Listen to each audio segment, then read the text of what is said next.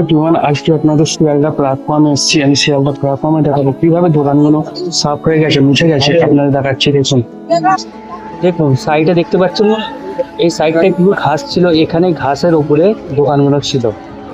তো দূরে দেখুন এই পুরো সাইডটাতে এই দেখুন এটা এটা পুরো দোকান ছিল, এই সাইডটাতে পুরো দোকান ছিল। তো দোকান পুরো তুলে দিয়েছে, এখানে দোকান পুরো সাফ করে দিয়েছে।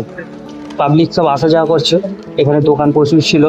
তো কেনাকাটা এখানে ব্যবসা হতো, সেই ব্যবসাটা লোকাল পাবলিকের বন্ধ হয়ে গেছে, যেহেতু স্টেশন পুরো ফাঁকা। দেখতে পাচ্ছেন এখানে পুরো ফাঁকা, এই জায়গাগুলো পুরো ফাঁকা হয়ে গেছে, একদম প্ল্যাটফর্ম খালি হয়ে গেছে। শুধু একটি মাত্র দোকান আছে, এই দোকানটাই আছে, শুধুমাত্র এই দোকানটাই আছে, বাকি কোনো দোকান নেই।